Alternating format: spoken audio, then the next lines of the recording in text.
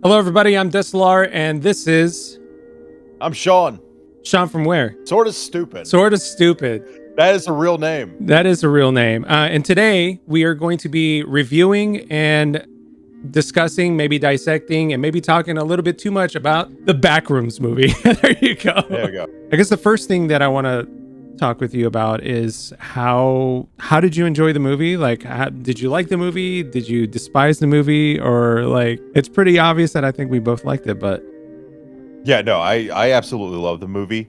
It was one of those, I didn't go in with any knowledge of what it was before. Like I knew that Kane Parsons was incredibly young, and like the whole newsfeed thing, right? Like yeah.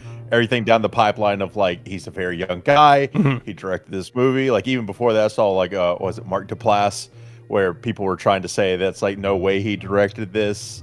And Mark Duplass was like, no, he very much No, did. he did. Yeah, right. And it's like so I went in with the anticipation of like, I don't want to disparage anyone accomplishing anything at a young age, but like the idea that it might be sloppy, I guess. Oh, really? Because Okay. well, it's like- your first film, it's your first like outing, like how tight are those corners going to be when you're trying to connect an entire movie, right? Like right. you can do a lot of stuff, but it's a movie. It is a full budget, like actually going to the movie. So A24 no less too. So yeah, exactly. Yeah. Right. And so I went in with the expectation of like, if it's sloppy, hey, like understandable, right? But like from the time it started to the time it ended, completely seamless.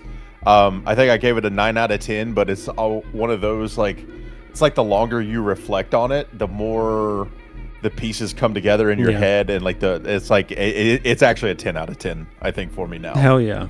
Yeah. No, that's pretty much the same for me. Well, you went into it completely blank. You didn't know anything. Yeah. You still haven't seen the series itself. No. You may have heard me yapping about it several times, maybe. Sure.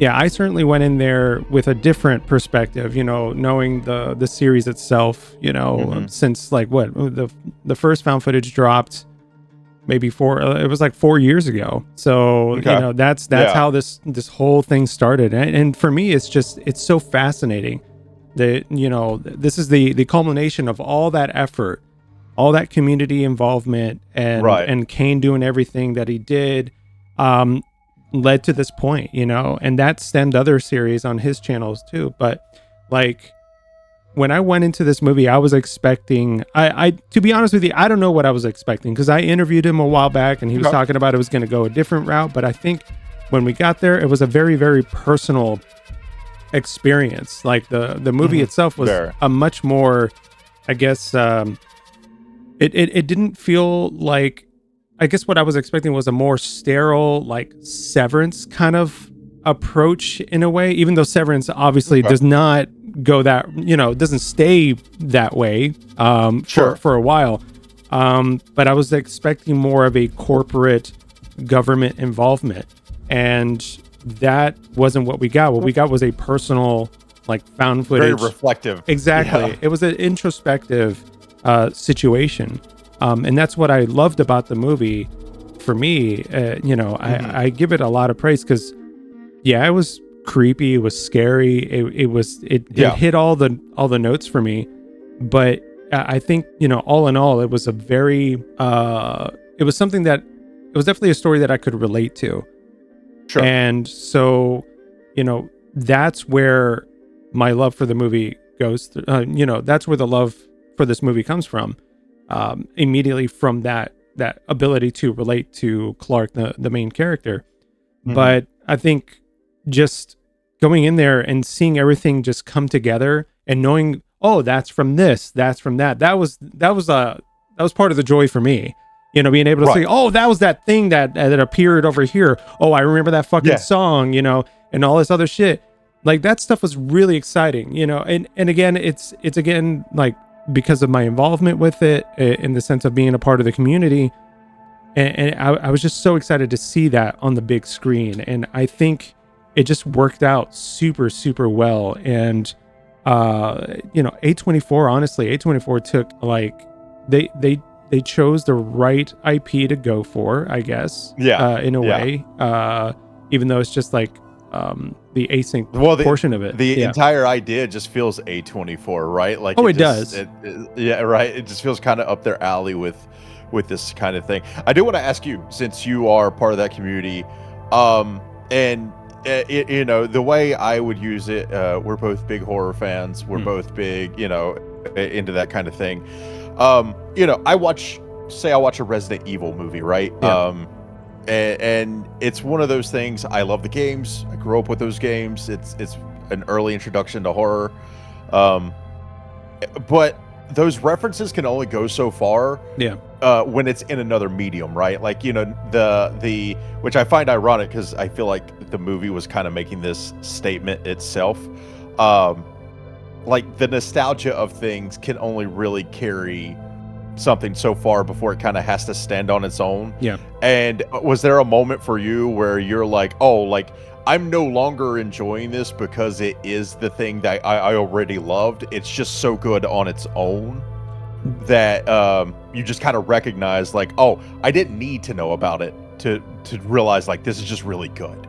I think that was maybe after like the first act, I kind of fell into that idea. I did sort of think about that, where it was like, okay, this is something that somebody who knows nothing about this movie could watch and really enjoy. Yeah. And I think honestly, the reception that this movie has had is kind of case in point. Like the proof of that is that people who don't know anything about it can enjoy this movie. And there was definitely after the first act for me, I just separated away from, okay, I'm gonna watch a Backrooms film because, you know, I watch all the found footage stuff.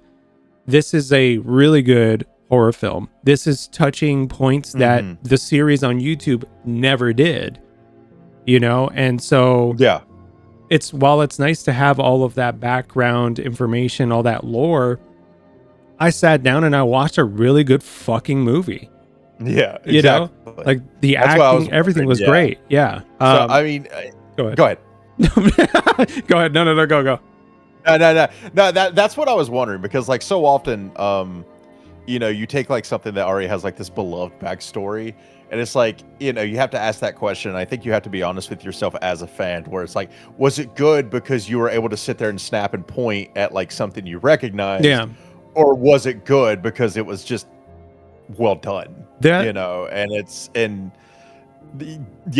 there was a lot of pointing out of stuff, but like I said, I feel like if I was somebody who had never seen the series beforehand, they would be able to get enjoyment out of it and get something out of it, and then they would be interested to check everything else out that exists. I think it's fascinating for people who have never seen the series on YouTube to know, wait a minute, there's a set of other videos that have to take place in this bizarre world that I just watched for an hour and 40 minutes. I think that was the beauty of it, is I because of you, I knew of like liminal spaces and like these things existed, but I, you know, never dove into them or anything like that. And so it's just like, I think it's like this beautiful thing that, he created something that is able to stand on its own. And it makes me more excited to actually dive into that backlog of everything else that he's done, or like anything else like the community has done with that kind of thing. Yeah. And there's just so many other things that go with this. It's just I said this a couple weeks ago, or actually last week during a stream. I said, liminal spaces in general it's like the perfect way to get art done. I believe that liminal spaces are sort of a blank canvas. They're like a blank canvas. And so you can do whatever you want with it. There's a lot of people that copy, you know, which it's kind of interesting, because like the whole concept of the movie is that the more it gets copied, the less it remembers what it is, you know, what it is. But you know, seeing his vision appear on the big screen the way that it did, and in his own way, it's just phenomenally, like, it's just a phenomenal thing just to see unfold. It was such a good movie. But yeah, there is a lot of it that I could take away from it that I couldn't get from the series, and that was like the ability for somebody at the age of 41, like myself, could relate to somebody who was, I think Clark was in his 40s too, right? I believe so. I'm trying to remember. I think so. I wish I could watch the movie again just to kind of look back, but if it wasn't 40s, it had to be late 30s or something like that. Yeah, something like that. The or mid 30s. Yeah. Yeah, you can tell that because I think he mentioned, didn't he say his wife was 30 in law school? Oh yeah, that's right. That's right. So a 30-year-old freshman or something like that. Yeah. Oh, yeah. Law school. Yeah.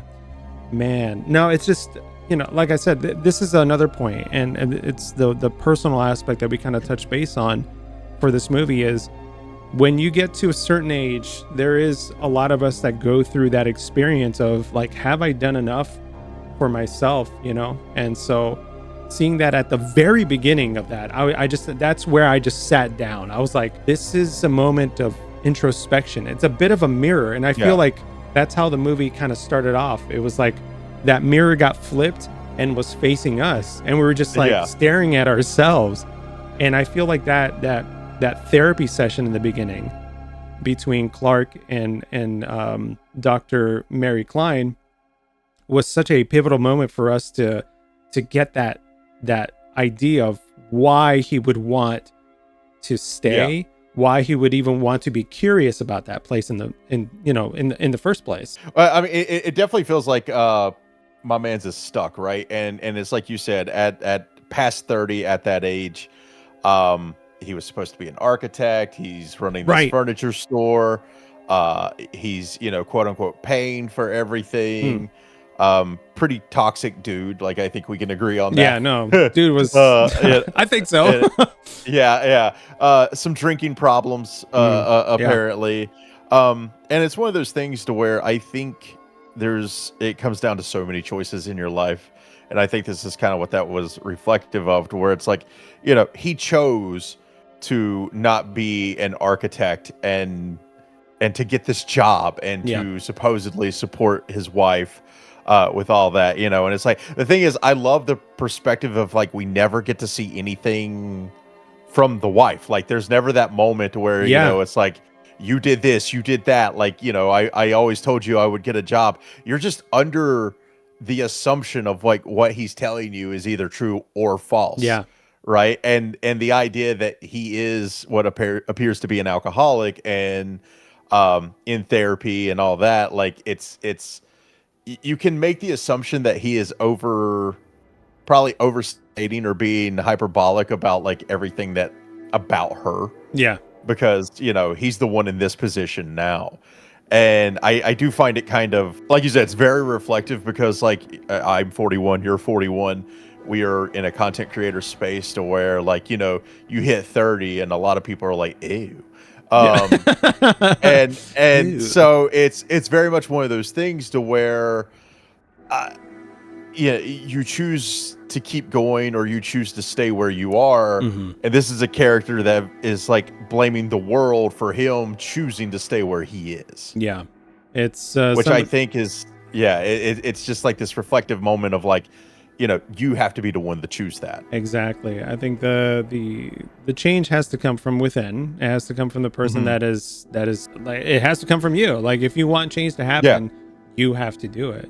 You can't depend on external influences, external sources, something outside of your body, outside of your mind to make those changes happen, because that world is going to move and morph and change, whatever, right, with or without you.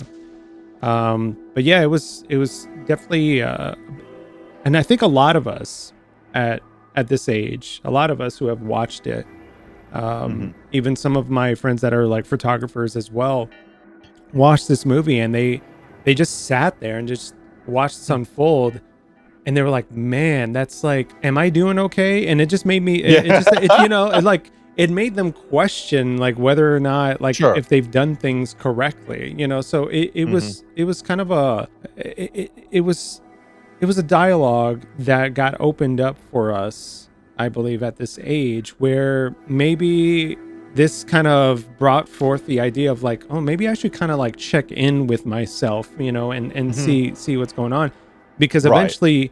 eventually there's a moment that things will deviate, and you have to, like, there's going to be a fork in the road, and I feel like Clark chose, hey, I'm just wired this way. This is how we're wired. We're just wired like this, Yeah. and it's just how I'm we are meant to be wired. miserable. I don't deserve success. Yeah. And I've been through that thought process in the past where it was like, I just feel like nothing was worth the time. I didn't really deserve anything, Sure. et cetera, and so forth. But I guess the moment that I sought help and wanted to bring change, that's kind of like the deviation from Clark's character. Of course, I didn't turn psychotic and start eating entities in the back rooms. That was obviously that's not happening now. But there was a certain point where I had to make a choice, for that, and I feel Right. like we got to see that unfold, and it's so interesting to me that somebody at such a young age could give us that experience. Granted, there's a lot of people that are part of this project, but that was part of Kane's vision, and I feel like that comes from a very, very how do I say this? An extremely, what's the word, Sean? Somebody who can, I guess, comprehend things outside of their age group. I don't know. I guess Someone who can quantify what it's like being older, even at such a young age. Yeah, right? exactly. Like someone who understands experience, even if they don't have a lot of it themselves. Because that's like I told you, one of my favorite scenes in the entire movie is the initial commercial shoot that he was doing, right? Yeah. Where he was the pirate, he was on the peg leg, Yeah. out of breath, trying his damnedest, and it's trying to sell this furniture, and the chair breaks from under him. So like, he knows he's selling crap furniture, he's shooting a crap commercial. And I love that there's like later on this like a parallel position of him having to sleep in his own furniture store, watching what appears to be a much better commercial Yeah. of a cowboy salesman. So very blatantly obvious that, like, once again, he is stuck ripping off someone else's idea. Yeah. Because he can't come up with his own shit. Like, he's not creative. Like, he's supposed to be this architect, but he's not even creative enough. Like, so he's like, I can't be a cowboy. This guy's a cowboy. So I guess, I don't know. Fuck it. I'm going to be a pirate. Yeah. That Or a sells sultan. furniture. I don't, he doesn't even know. Yeah. Yeah, right. And so I love that there's that moment where it's like you realize that he's just blatantly ripping off like this other salesman, that the commercial is like, that guy's not sleeping in his own store, I bet. No. He's sleeping in a warm bed with his wife, like that's everything's okay for him, but not for Clark. Which I love, because once again it goes to show that it's his decisions that are creating this issue, this stuckness, this his back room, so to speak. Yeah. And yeah. There's a lot to be said about, Clark and his inability to make choices, or excuse me, his inability to take responsibility for his choices. There's things that you can do that could have a much more positive outcome, and he chose the wrong way every single time. It's so depressing. It is like I said, I love the film. It was great. I would give it, and just like yourself, it was a 9 out of 10, but the more I let it stew in my head and repeat everything, it definitely grew larger and larger, and I would give it a 10 out of 10 for myself. And that's not just because I've enjoyed the series already, but I appreciate it for the reasons that I just gave, that it had a much more relatable and intimate kind of connection with not just myself, but others at my age group that are going through, similar emotional moments in their life. So that for me is what kind of like hit the point for me to enjoy the film as much as I did. But I want to segue. I want to move beyond Clark and kind of go into a much more broader thing, the things that we Sure. enjoyed. There's the music, the sound, Dude, so just good. like the music and the sound design in this movie was phenomenal. Like, what are your thoughts on that one? So the sound design, it's definitely one of those that it's getting lost in that nostalgia because it had that like 70s, 80s, 90s like sci-fi synth kind of like so good. like ambient vibe. You know, it's pure moods. It was very analog, and that's what I loved about it. Yeah. Nah, it fit the moment so well, right? Like it's like him morphing through the walls that the had its own, like everything kind of had its own sound effect, right? And it was never overdone. It was never like thrown in your face. It was just a part of the world, so like everything fit. Yeah. I really do appreciate there were jump scares in a way through there. Whoa, hell yeah, there was. When the fucking bulldozer crane whatever plows through the wall. And the seagull in the beginning. And the seagull, the seagull was kind of scary. Yeah. But made me jump. Yeah, it was super jarring. You know, there was a lot of jarring moments. Yeah. There's a fucking bird in here. And the fact that the bird hit the wall at first like that and just tumbled around, everything, just the sounds were so good. And talking about like Clark putting his hand through the wall and just that weird warbling like electronic like static sound. I don't even know, like sound wave sound that was like bouncing back and forth and everything. That was so fucking awesome. I love hearing all those like little details that we normally wouldn't be able to hear like in the series itself. But like everything was just so spot on. Like hearing a voice out here or hearing an entity like scream out in the distance, something shuffling around. Everything was done super like well, and it was like everything had a point. And that's the great thing about Kane's work, is that if something is there, be it visually or there's a reason for it. There's always a reason for something existing in the shot or in the moment there. But no, it's the soundtrack I've listened to multiple times. I just pre-ordered the fucking vinyl for it as soon as it was announced. Pick it up, and it looks so fucking cool because you can see like Clark's eye in the center of the vinyl. Like, it's really cool. I don't know what else. I didn't want to spoil too much of it. Sure. But I'll wait until it comes out. But I am super excited to be able to play that in an analog form, just like the movie gave to us. Another thing that was just incredible for me was the way that everything was shot, and how we shift from the 16:9 to the 4:3 throughout. Like, how do you I love that. That was such a great way to kind of bring us into the specific moments throughout the film. I think like you could try to say that's almost like nostalgia bait, but I think it just lends more to the attention to detail for like the time frame, right? This is a movie that's taking place in the 90s. Yeah. Everything was 4:3. And it's like, you know, I love when it's through the perspective of the camera, which is through the perspective of the character who is filming. Yeah. You know, it's got to be in 4:3, right? That's the only thing that was really being recorded on home video was like that. And so like the idea that like you're not watching the movie, you're just watching like what they're watching. Yeah. And taking you from like the audience to them, I always thought was like this really brilliant shift, as like, you know, it was this constant back and forth, and I think it kind of tied you to the moment a lot more, like with that, right? Like every now and then you do want like that broad scope, which I like.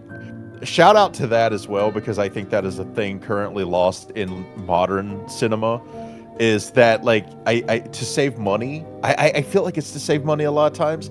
Like everything's a very zoomed in shot of like, you know, and it's like, oh, it's for the character's emotion and reaction. It's like, no, dude, you just didn't want to fill in the backspace.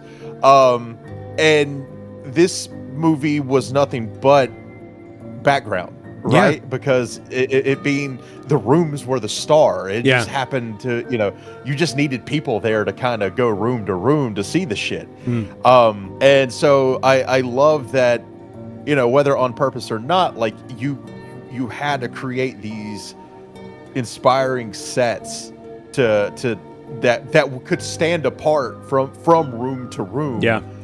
And it was so nice to be like, oh, like the storytelling right now is, I think we kind of had like a brief conversation before. You were like, it's environmental. It's environmental storytelling. Yeah, it's like, the room itself is telling you what's happening and what's going on without the characters having to use any sort of dialogue or even exposition. And here's the thing, like after hearing all that, it was like what 30,000 square feet of a set, like that set piece was like 30,000 square feet, and was, or as LeBron calls it, home, right? Yeah, exactly. And it was very common, I guess, from what I've heard, that a lot of people, part of the crew, would get lost.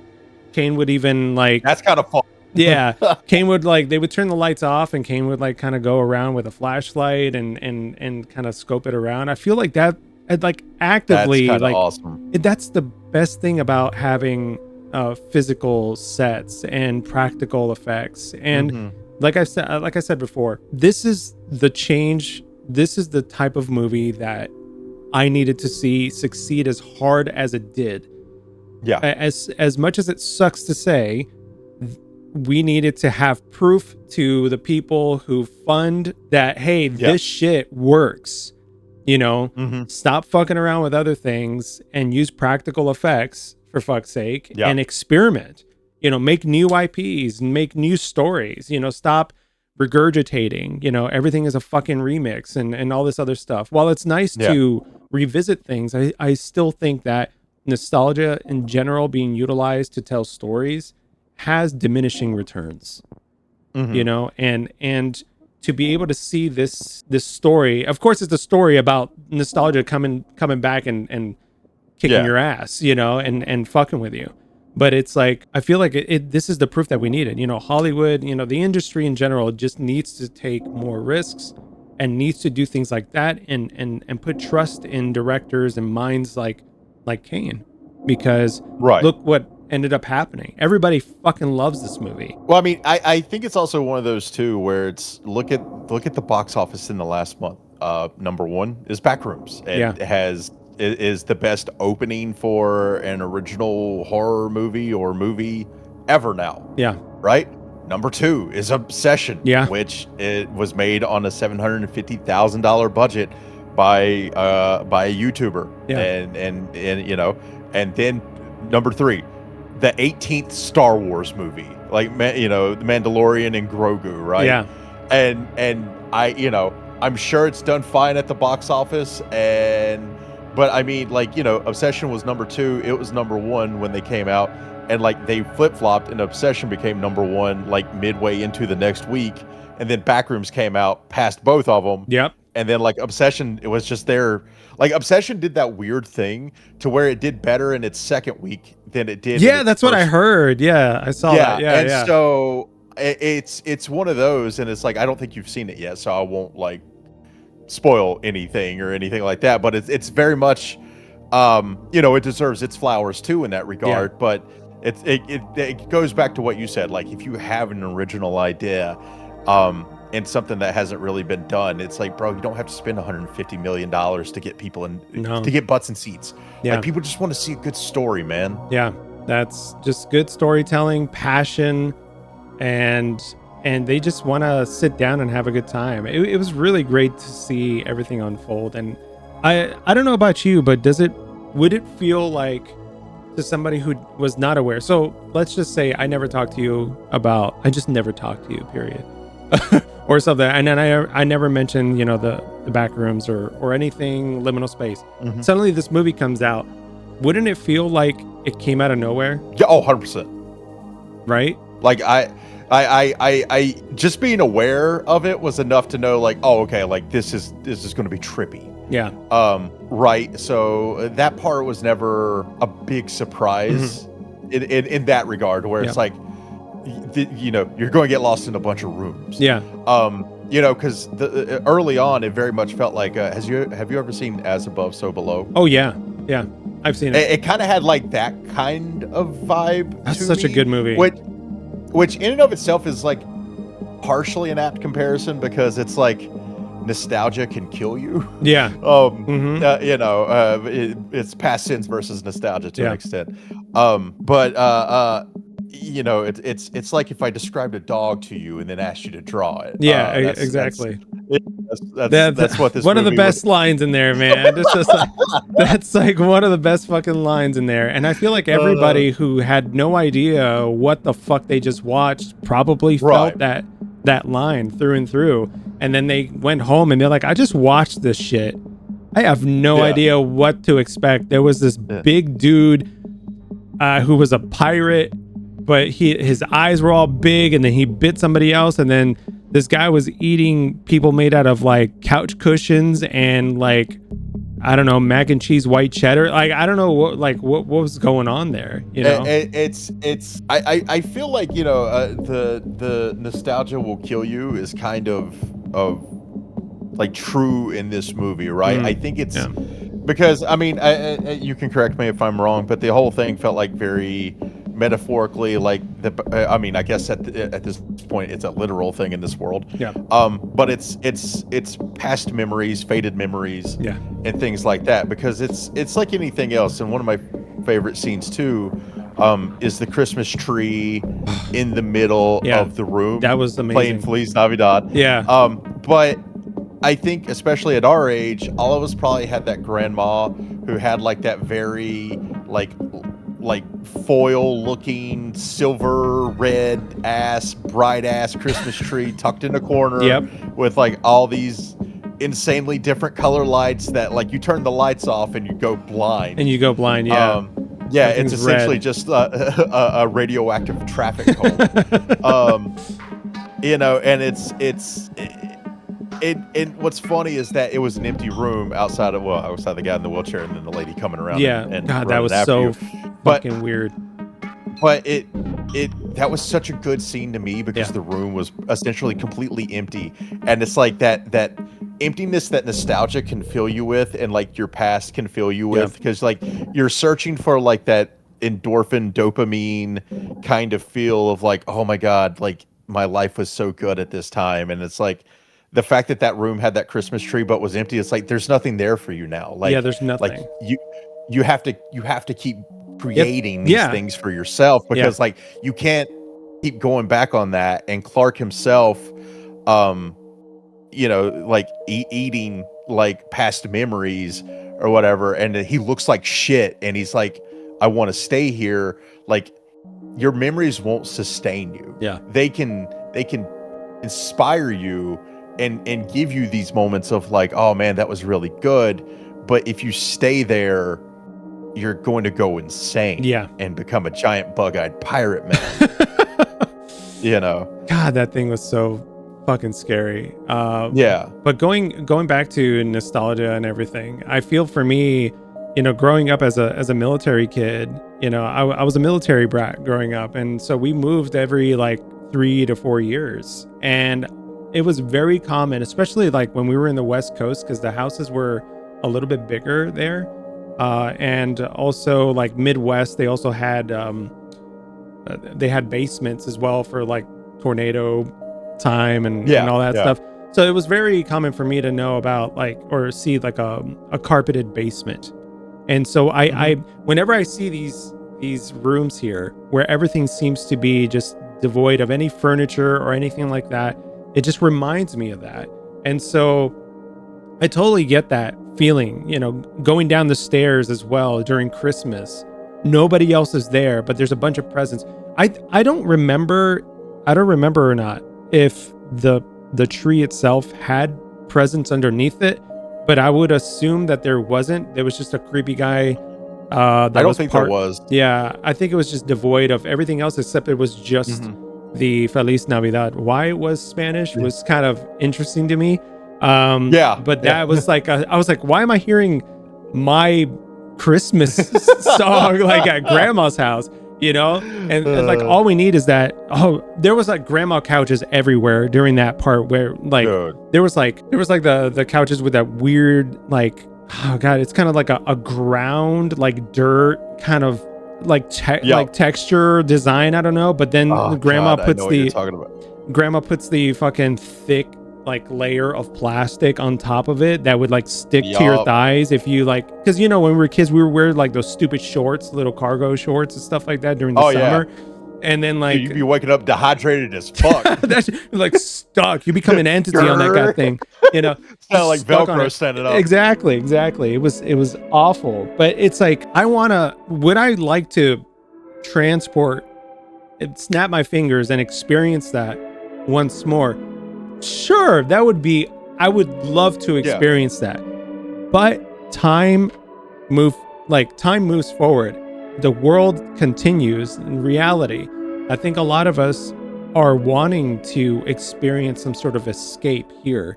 And there are healthy ways of doing it. And obviously Clark chose the very, very unhealthy way to do it, despite him trying.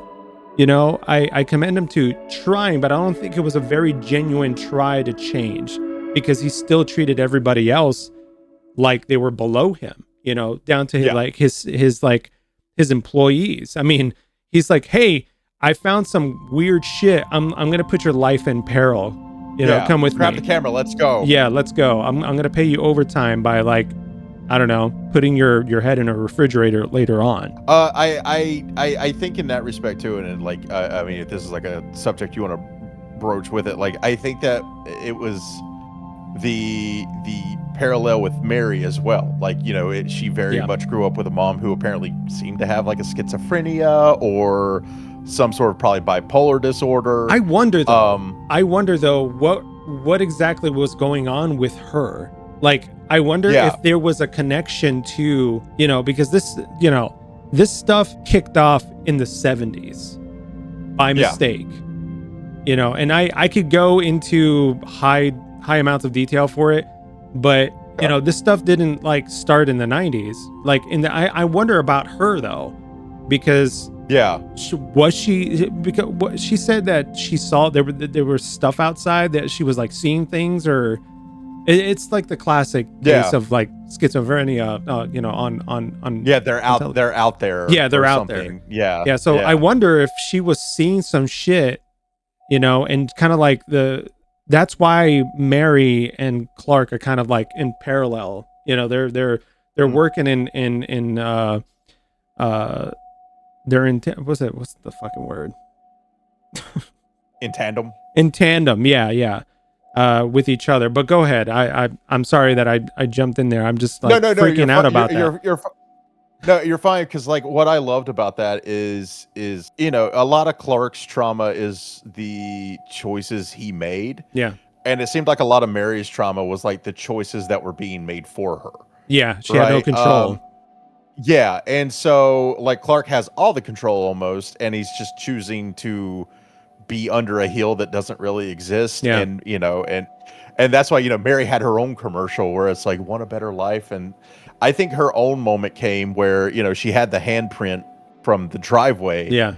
And the fact that she used that to escape, right? Like that was like, I feel like that was her like using her own trauma and breaking free from it. Exactly. And she was choosing, like, I don't need to live this life. Like I choose to like move forward. Whereas like, you know, Clark was very much like, nah, I'm good. No, I'm gonna stay here. No, it's just, I'm perfectly fine here. There's nothing for me outside.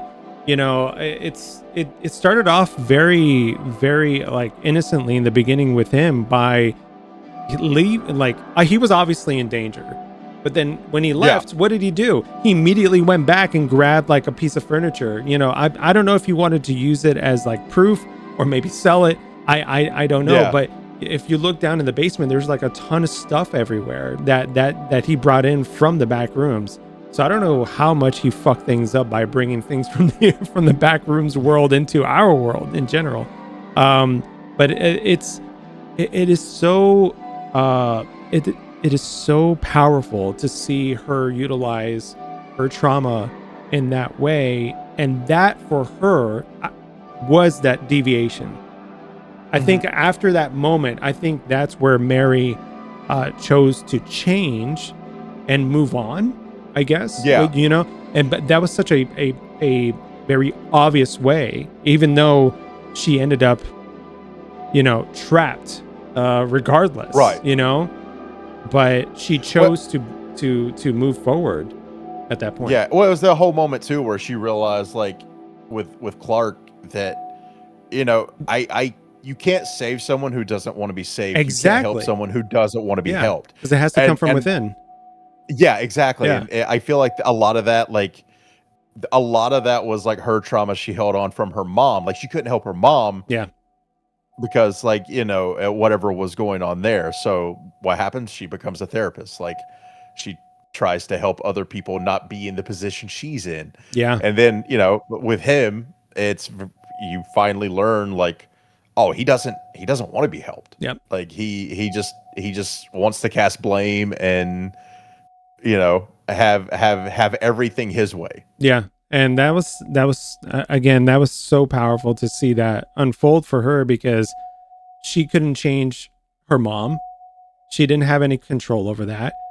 But her becoming a therapist was her way of seeking, I guess, redemption, because in a way, both characters, both Mary and Clark, both sort of thought, hey, I kind of deserve what I got because I wasn't able to bring change to either myself or to somebody else. You know, she had extreme guilt because she wasn't able to help her mother. So she became a therapist to help others and gain that sense of redemption that she thought she needed to gain. Whereas Clark was like, he was just dealing with his own choices and he didn't want to make the change. He tried to, but it just eventually he just chose to want to just stay, you know, where he's at. Yeah. And like the Backrooms itself is sort of like the example for him is the pit that he made for himself. And, you know, he chose to kind of break the ladder and just stay down there, you know? Yeah. And he didn't want to face himself. Unfortunately, himself was that big dude.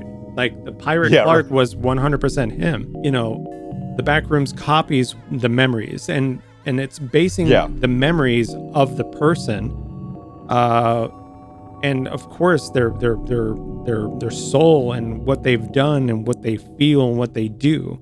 And seeing that big dude come in, and maybe, I don't know if do you think that maybe at that point we were seeing like Clark sort of, I guess in his own way, trying to take control of the situation, but within his own like bizarre, dungeon, I guess. And there's probably some found footage thing out there of like the great adventures of Pirate Clark and Clark going through like the fucking like frolicking through the back rooms together. They're painting the wall together. With Like here you go. Here's the fucking like bucket. Like, can you get that top part? You know, he's like doing uppies. He's like a fucking lifting him up. You know, I feel like that's probably something we should see. Actually, I would love that. But it also makes me think, like, you know, discussing it with you, then it's like, is that Clark's version of Clark that he thinks his wife sees, right? Like, Man, I wonder. he's a big pirate joke, so he hurts him. Maybe, right? Yeah, it's like, I don't know if I'm getting too into the weeds with it, right? You know, but it's like, no, man, I think you're kind of like coasting there. You can go deeper. I think you can go way in there.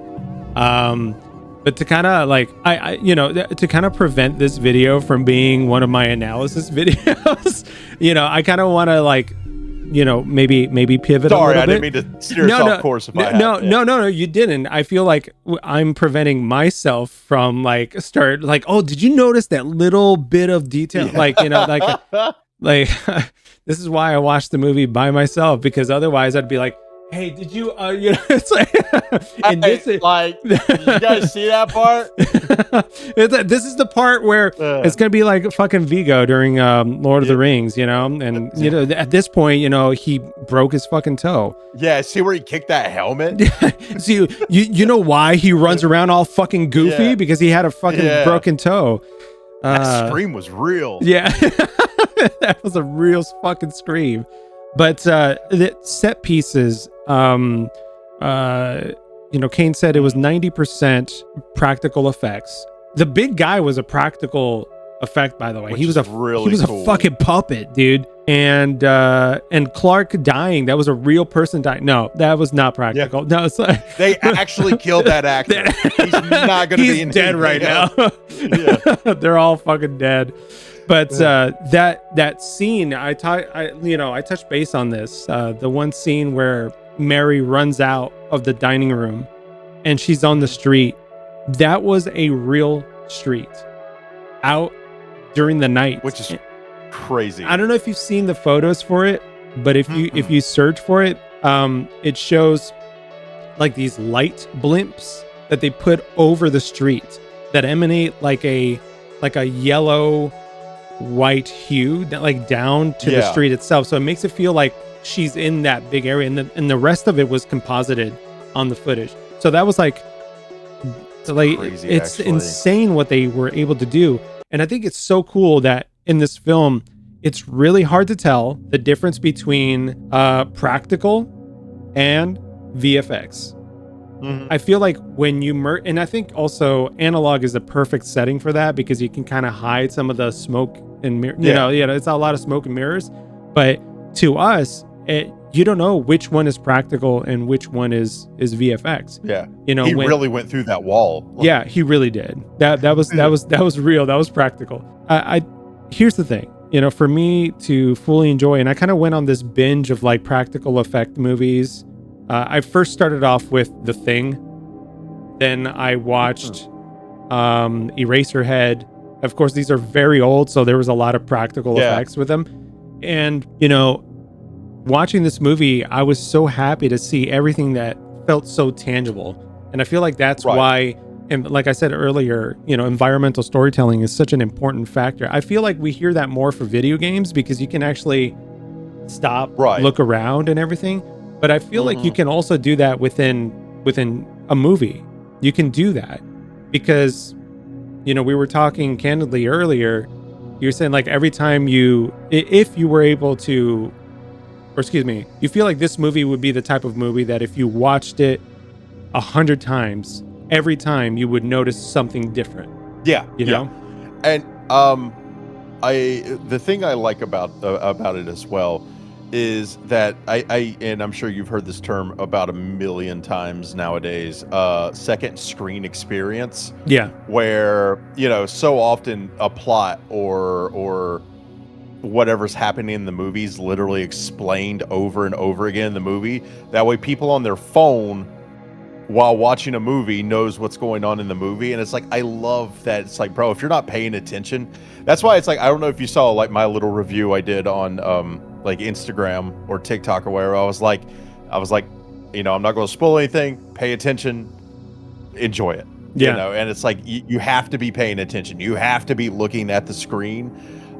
Because, I love Guillermo del Toro, but like watching Frankenstein, you can tell that was now even he has created a second screen movie experience through Frankenstein. And I was like, my fiance, like it got to a certain scene and I actively like got up and groaned and walked out for like a minute because of stuff like that. Yeah. And it's like, and I love that, such a young kid, and I'm 41. I could be that dude's dad. Yeah.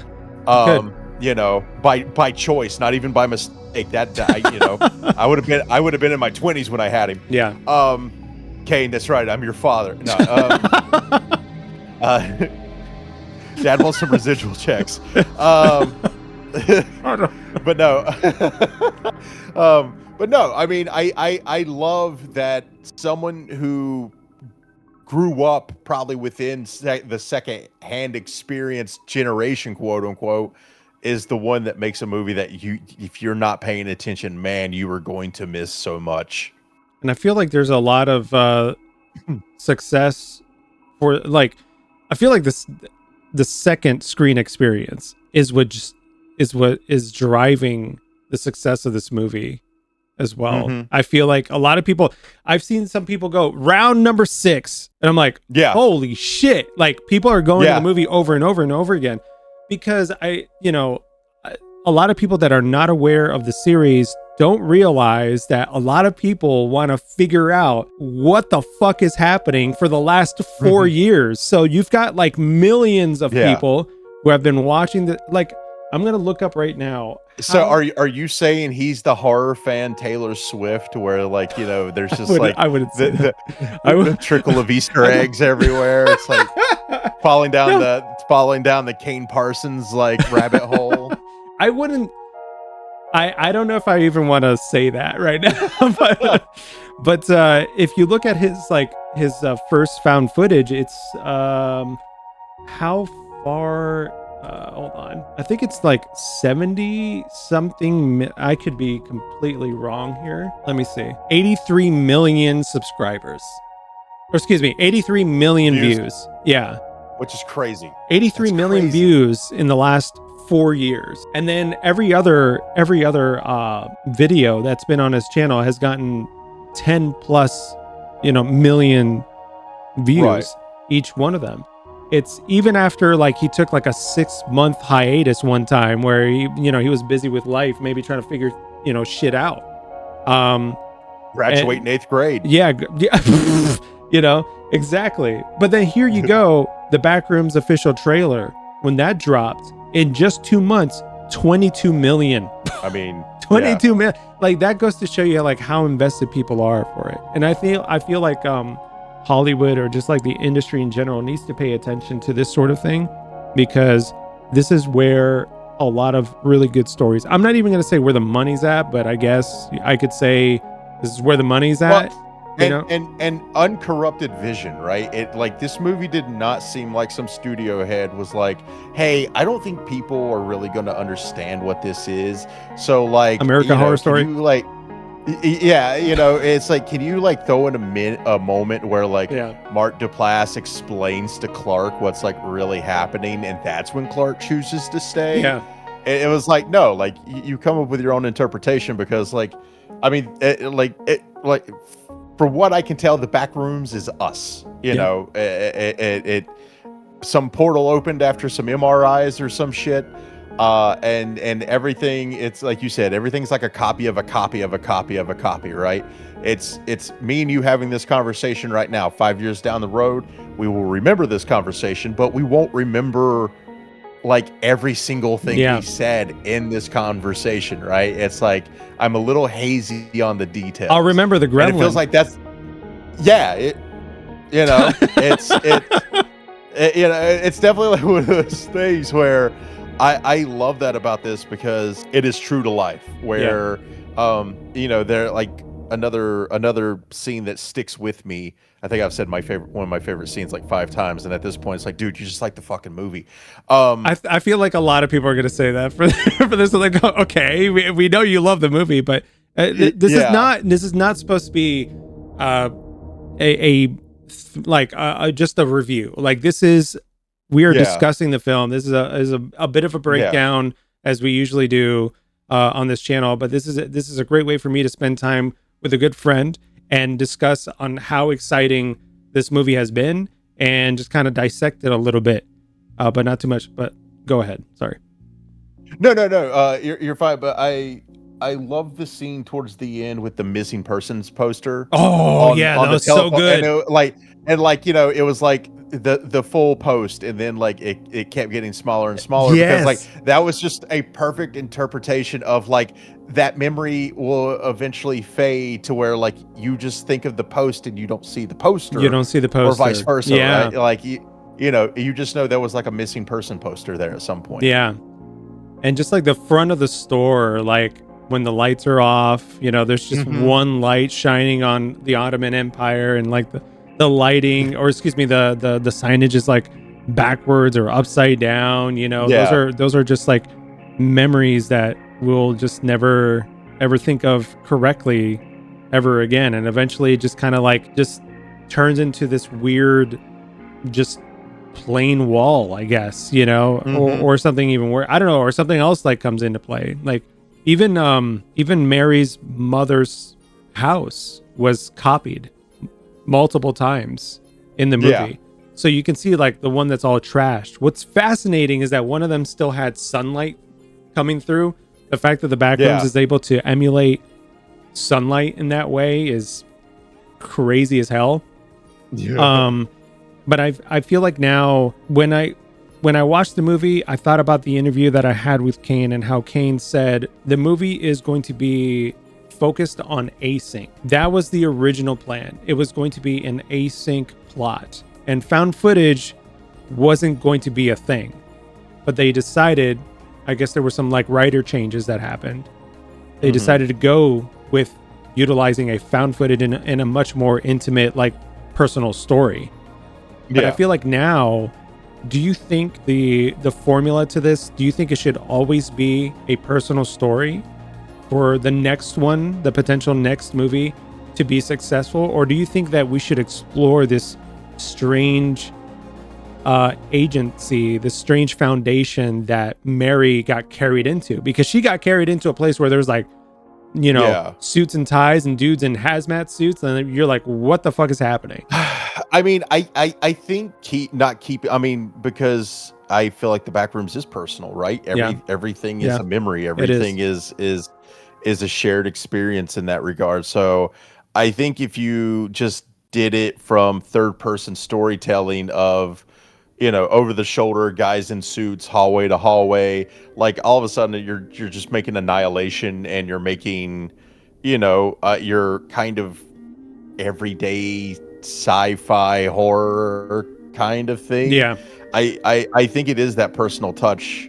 Like I feel like this show could be a really good TV series, like the Backrooms vignettes or whatever, right? Because everything is personal. I think everything is you know, that explored experience where you know, I'm not saying it can't be done. I'm just saying I feel like if you make something like that and you take that personal aspect and out of it, the personal, like, in-depth experience of you know, whether you want to call it your trauma, just your overall like experiences. I think if you become overly broad with it, it loses that specialness. Yeah, it does. I feel like you know, we kind of touched base on this earlier, but I was really happy to see, you know, this movie was not afraid to do wide shots. This movie was not afraid to shoot a scene where the character was barely lit. Usually they try to like light up the character, but Clark in the beginning, you couldn't really see him, you know, but that's what's happening there. The lighting in this movie was so fun. I'm a huge fan of figuring out how lighting was done. I love lighting. It just brings everything together along with sound and everything. Right. So being able to see those wide shots and you know, A24 and everybody else that was involved not being scared of doing that, I feel like that is something that should remain, kind of bouncing between different viewing experiences from, you know, 16:9 to 4:3, you know, and in that respect. But I feel like a good balance between the more corporate, not the corporate, but like the more sci-fi async foundation, and then some found footage. I feel like the success of this series before the movie came out was based off of the fact that every video could potentially be watched, at least every found footage video could be watched by itself, and you would just have a unique experience for everyone. There is a timeline, there is a way to watch them, but if you were to watch each and every one of these, I feel like having that personal experience is that, you know, that Kane is known for, is why this movie kind of was as successful as it was. It definitely feels that way, right? And you coming from that community and seeing how strong that community, because I mean the community turned out for him, right? Oh yeah, big time.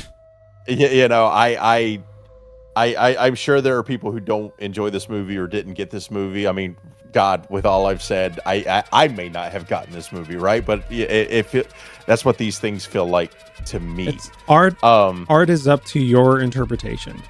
You know, Yeah, sure, right? once it leaves the hands of the director, the hands of the painter, it becomes yours. You digest it, and then Mm-hmm. you know, Ari Aster said that. Like, as soon as I'm done making this movie, any movie that I make, it's no longer mine. You know, Yeah. it's whatever you are able to get from it.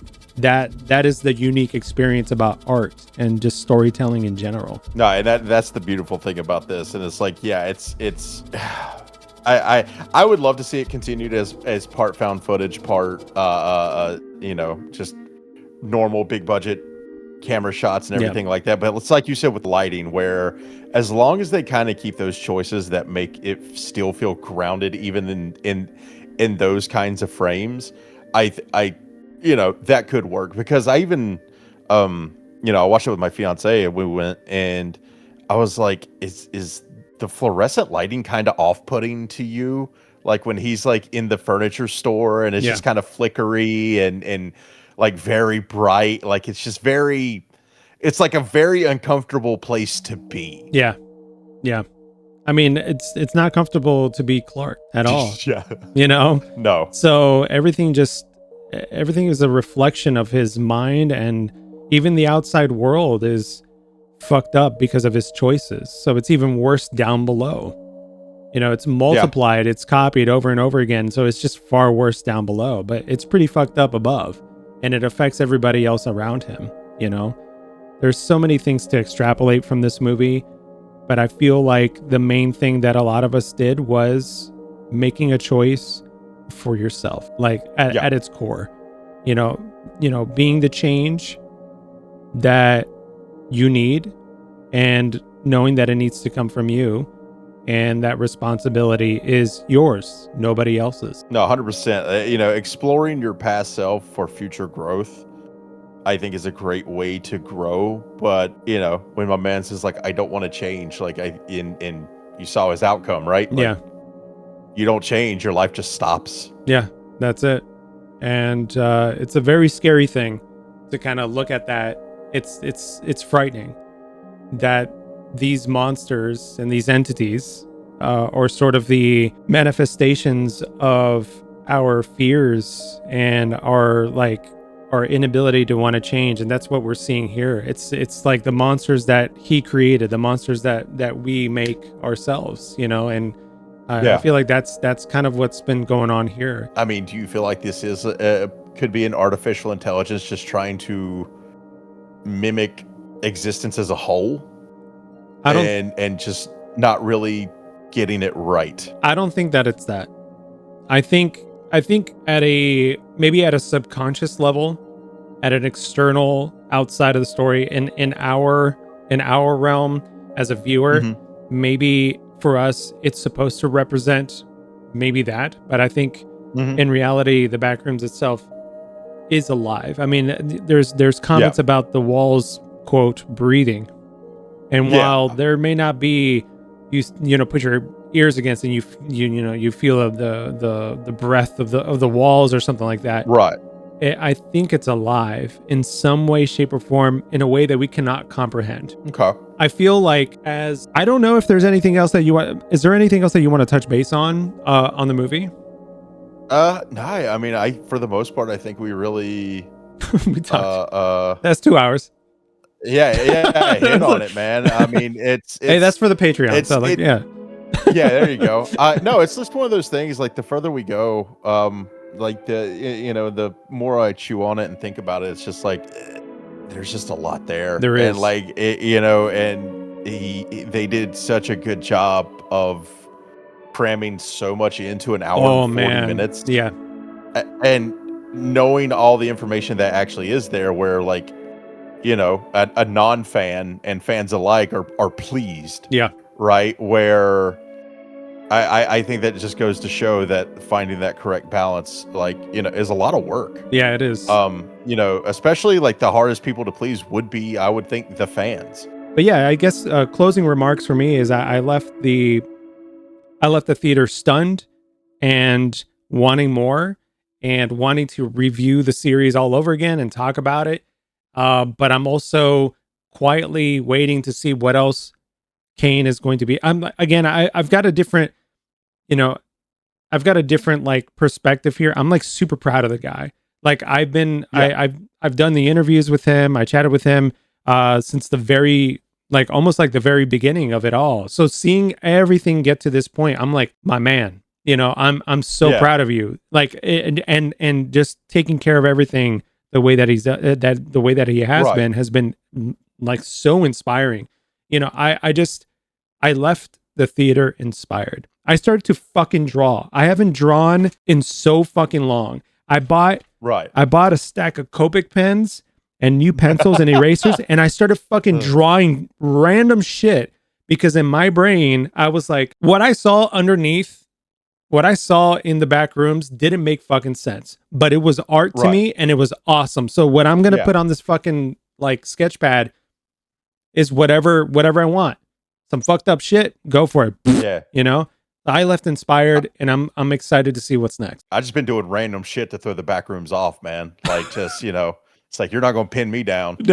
No, it's got to, man. Once you watch these episodes, man, don't worry, guys. I'm gonna get him. He's gonna start making fucking theory videos eventually. Like that's gonna be sort of stupid. Is just gonna turn into like a Backrooms channel. Yeah, no, I've already told the guys. I'm like, bro, we gotta do these backroom videos. It's like I want to watch them, and it's like, you know, eventually we'll react to the movie because it's like day one that thing comes out. I'm making them sit down and watch that. Shit. Sham, my brother. Thank you so much for being here, dude. I appreciate it. I'm glad that we got a chance to chat about this movie for 2 hours straight. Yes. My throat is like killing me, so I'm like using these like fucking dude, mine's like sandpaper, dude. It's so bad. But I recorded like 30 orc lines today for an animation we're doing, and like it was like a very gruff voice. So I'm already like, no. Oh, fuck, dude. Oh, I'm so sorry. But thank you so much for your time, Sean. As I know you're a busy man. Folks, if you don't know already, I've already stated this before. Make sure to go check out Sean over at SortaStupid. That's an amazing group of people. They do some amazing reaction content. They're, you know, to be quite honest with you, Sean was one of the first people that inspired me to do, you know, a reaction video for the Backrooms. That was the first reaction video I ever did was for the Backrooms, and it was you that inspired me because you were doing the One Piece reaction, and I was like, I don't know if I can watch anime. That was a while back. You know, like, and then I was like, hey, this is really cool. You don't want to watch 1,200 episodes of One Piece? I don't know, man. I feel like that's kind of an investment, you know? That was definitely the biggest inspiration for me to just sit down, and I don't even want to watch that video anymore because it's so terrible. I'm like in the middle of the fucking frame. I'm using that shitty green screen. Like you could see the chroma key like going, you know, like no, that's old school. But the community was like, but you did it. Yeah, that's so cool. And then like as time progressed, here we are right now, 4 years later. So wow, time went by fast. But yeah, dude. Thank you. Thank you for being here once again. Make sure to check Sean out over on SortaStupid and the rest of the crew over there. If you got all the love. Yeah, hell yeah. If you guys way you are compared to me. Exactly. I don't know which way. That way? What'd you just do? Fine, oh shit! It's a magnet. Is that the melon? It's the gum fruit. The gum. See, I don't even know what I should probably watch One Piece. I need to. Is that the melon? Is that the melon? Yeah. Is that the melon? If you guys are interested in checking out the theory videos that I've posted, as well as some of the other reaction content for the Backrooms, I placed everything in the description below, as well as the interviews that I've had with Kane prior to the movie's announcement and during the movie's announcement, as well as the complete interview with Corrupt, which also was for the Oldest View series as well. So make sure to check that out if you wanted to see more of Kane's work.